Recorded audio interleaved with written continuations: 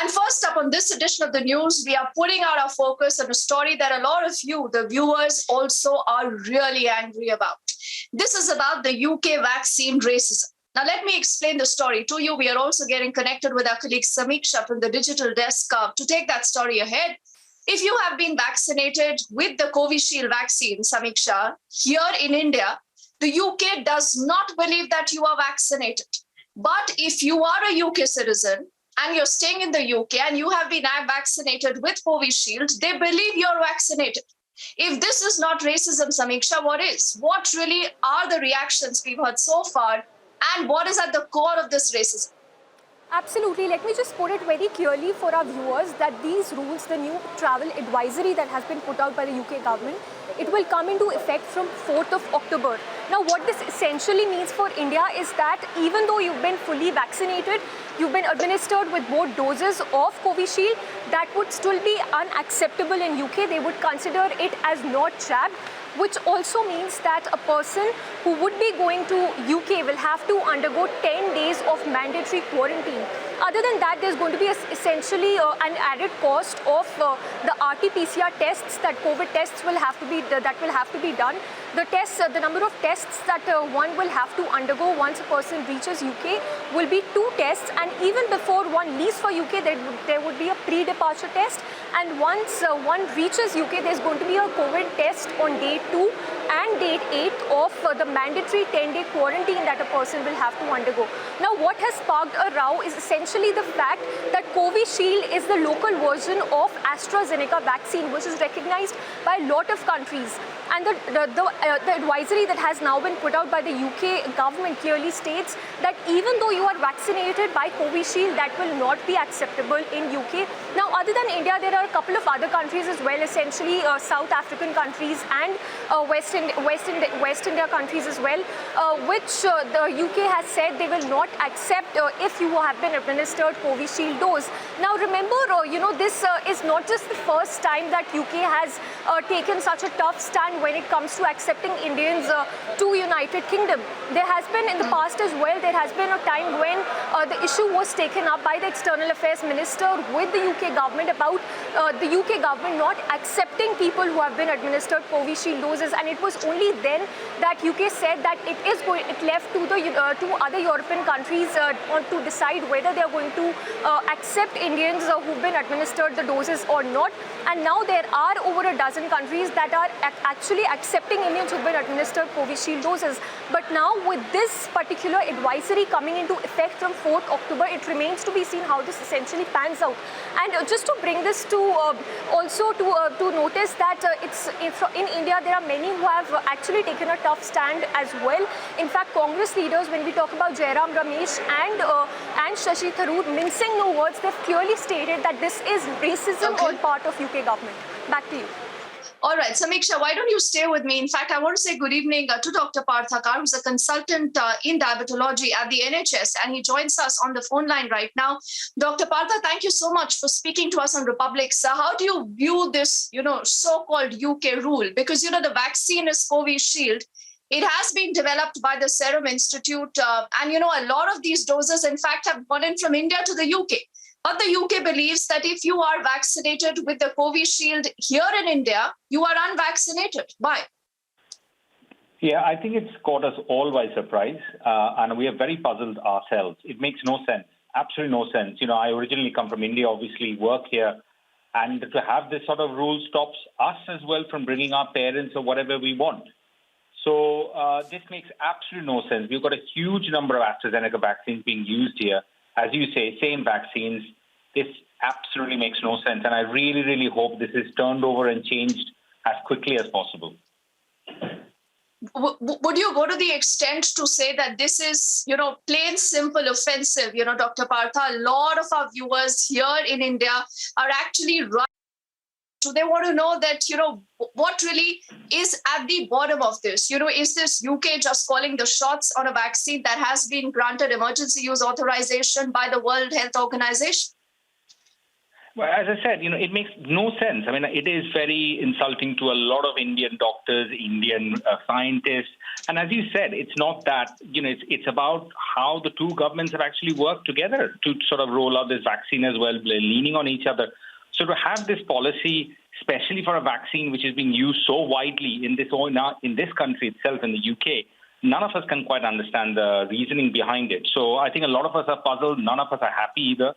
And for sure, we ourselves would be asking the same question that is being raised. Why would India be singled out as a country where the same vaccines are not being allowed when you come to the UK? That makes no sense.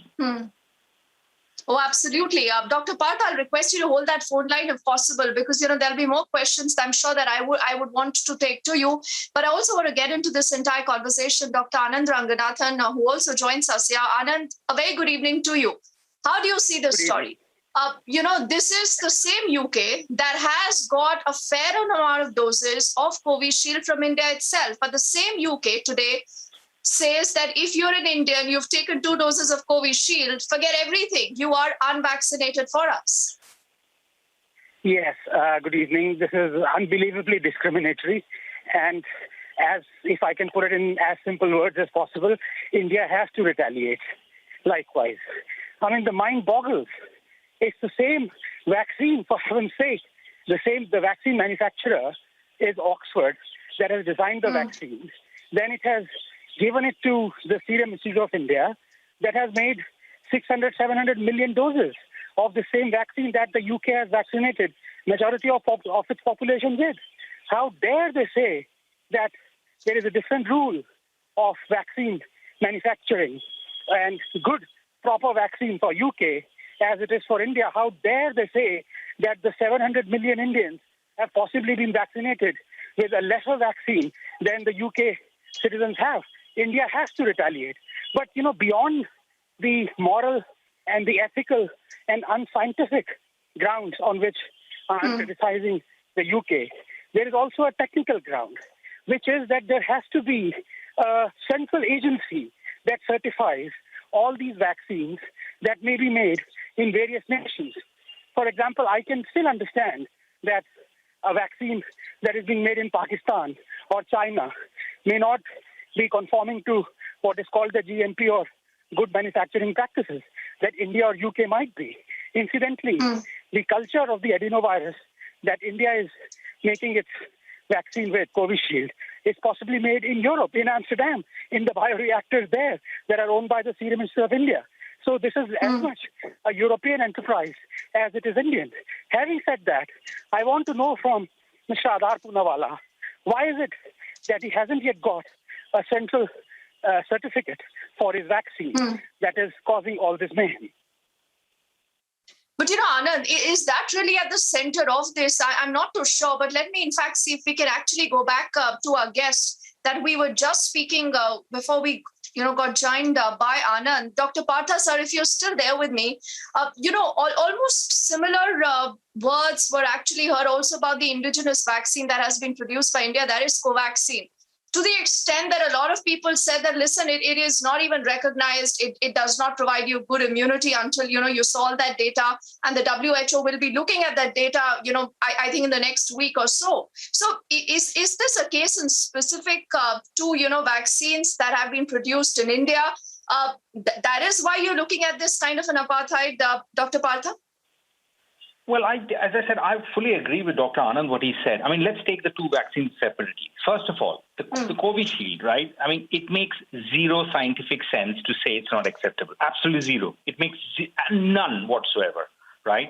We have got people who have traveled from here to the UK, from the UK to India, having taken the AstraZeneca vaccine and been okay. So how is it not okay when you're doing it the other way around? That makes zero sense.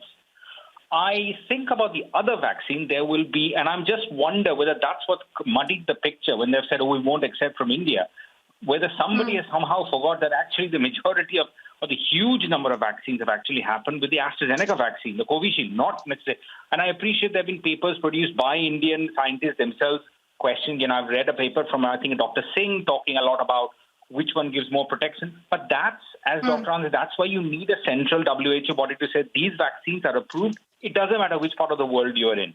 And you would have strongly thought that, like the Pfizer vaccine or the AstraZeneca vaccine in this case, there will not be any debate.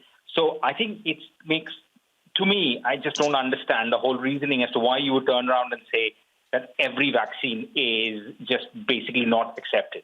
So I foresee, I may be wrong, I foresee, hopefully with the pressure of the Indian government and everybody concerned, that the AstraZeneca vaccine or the Covishield certainly will, and in my view, as a clinician, should certainly be accepted.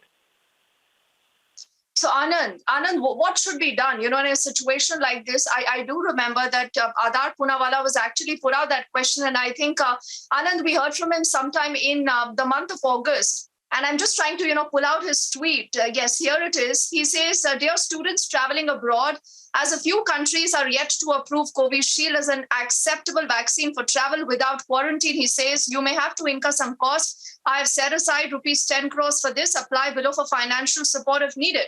But this isn't the answer, Anand. This isn't the answer. I mean, why should anyone who's taken the same vaccine in India be treated differently from someone who's taken this vaccine in the UK?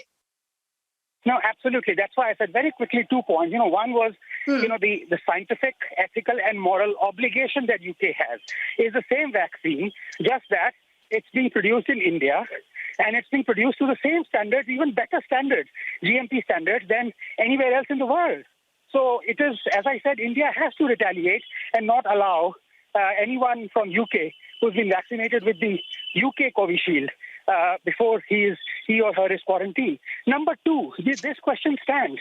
And, as a scientist, I have to always, whenever I put forth an argument, I have to think of a counter argument. So the devil's advocate, if you can call it that, argument is, would I, would UK, would you accept a vaccine that is manufactured, let us say in, I don't want to be derogatory to any country, but let's manufacture in Pakistan. Would I trust it?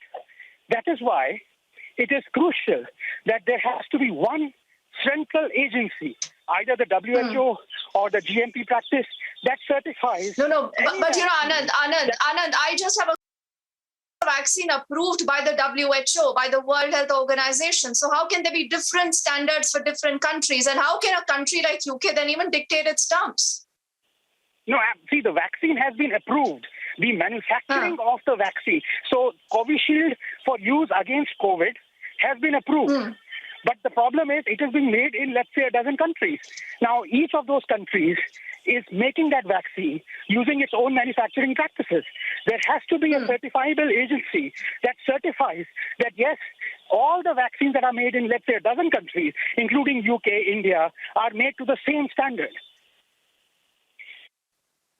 All right, but for the moment, I'm not sure how that story is going to be looking at a resolution, but I'm sure the Union Health Ministry, being led by Mansukh Mandavia, will obviously be looking at the issue and a way out. For the moment, I thank Anand and Dr. Parthakar for joining us.